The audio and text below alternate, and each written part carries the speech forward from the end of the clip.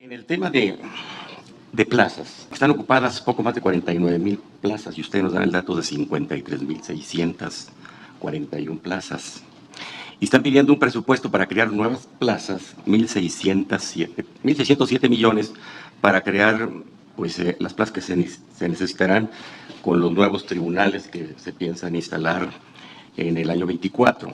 Desde luego que necesitan crear más plazas, pero una forma de ahorrar es distribuir las plazas que se tienen, no necesariamente plazas nuevas. Aquí se da un dato, el legislativo no ha creado más plazas y muchas otras entidades en el Ejecutivo tampoco han creado plazas en este periodo en donde el gobierno ha puesto como una de las políticas principales pues la austeridad republicana que debe pues estar inmersa en todas las acciones del gobierno, de todo el gobierno.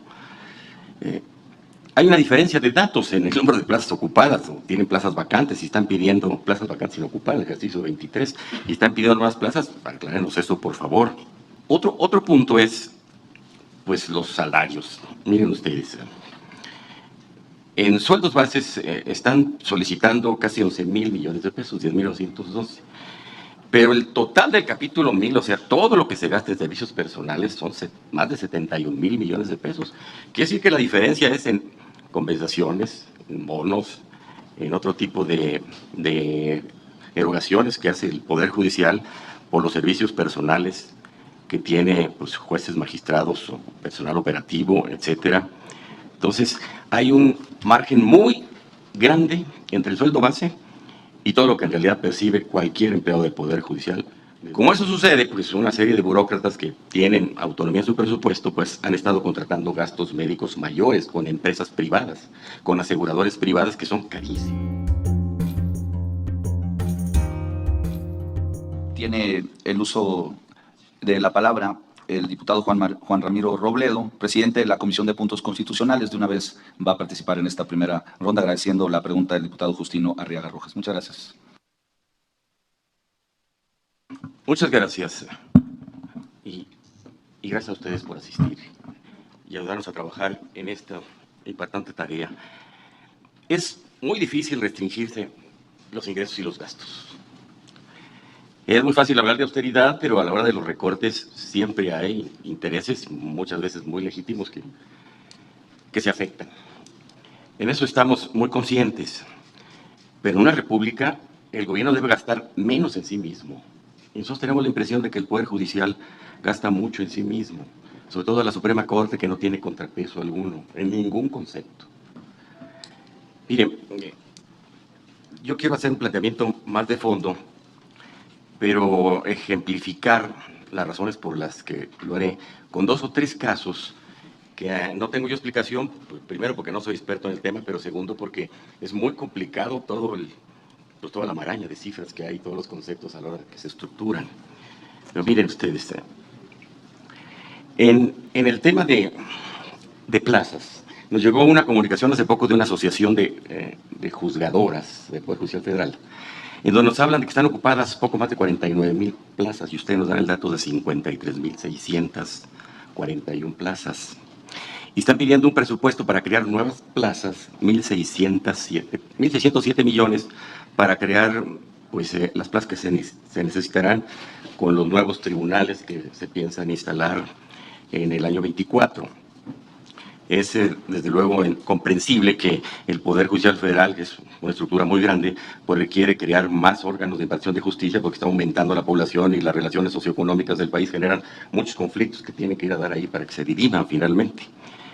A nosotros nos preocupa mucho, en mi caso, yo soy miembro de la Comisión de Presupuesto, pero me dan el derecho de voz como cualquier legislador, pero en los temas de justicia y de puntos constitucionales nos preocupa mucho, aparte de esto, pues la manera o el margen de interpretación que tienen los jueces y los magistrados y los ministros, y nos queda la visión de que una buena parte de las sentencias del Poder Judicial invaden la división de poderes y asumen decisiones que corresponden exclusivamente a los otros 2 poderes y a otros entes autónomos, pero ese es un asunto aparte.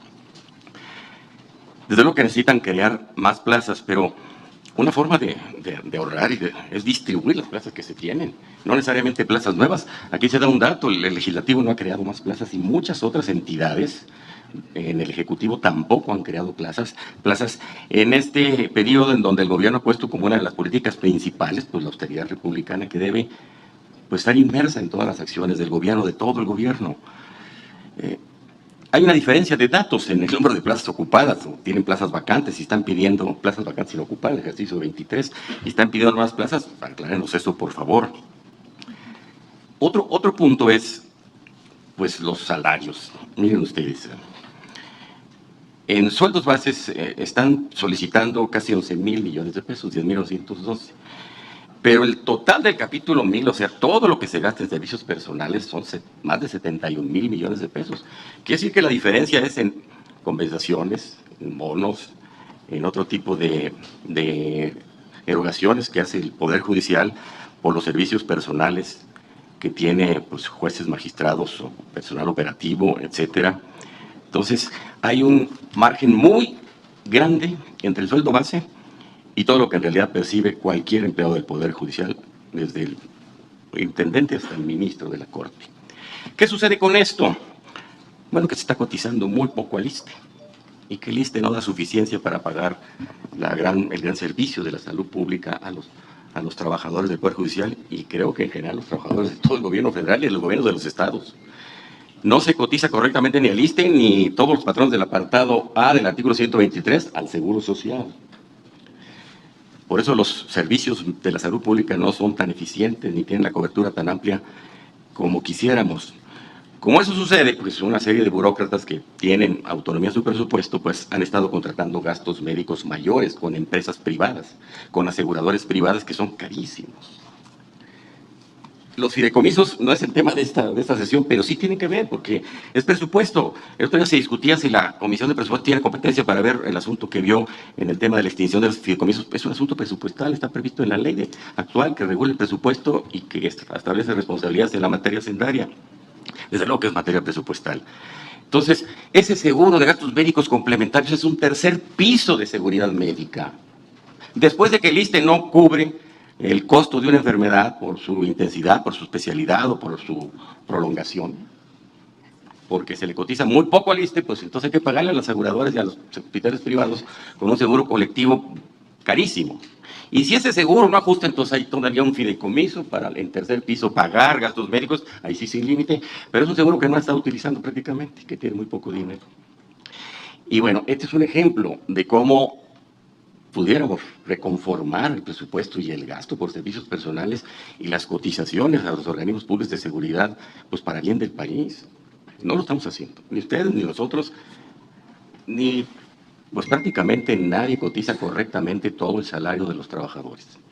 Si por trabajadores entendemos a los de base, a los sindicalizados, pues ninguno de estos fideicomisos le da cobertura a los trabajadores, con excepción de este de gastos médicos.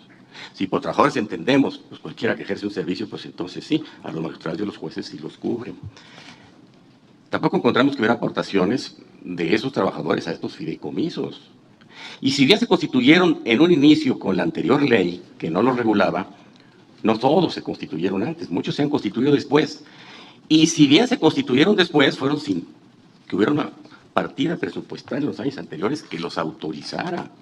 Entonces, con sus excedentes, con las déjame usar esta palabra, con las demasías que comprenda ahorros, economías y todo, y sus ejercicios y todo lo demás, pues los fueron alimentando. Miren ustedes esa gráfica. No los constituyeron, pero lo han estado utilizando sin reporte de registro de la Secretaría de Hacienda hasta donde tenemos conocimiento. Si nos aclara eso, pues bien, pero miren cómo han estado utilizando sus fideicomisos. Los han subido a través de todos los años. Entonces, es mucho mejor que todo ese dinero que está en manos de instituciones fiduciarias, es decir, en manos de los bancos, que los administran con esa figura jurídica que es de derecho mercantil y que ha sido atraída para acá al derecho público, mejor que estén en la caja del erario nacional, a disposición de quien los necesite. Hoy en una emergencia que por las desgracias naturales está provocando pues el gran problema que tiene de damnificados y de destrucción en Acapulco y Guerrero. Hoy para eso, pero más tarde para otras cosas.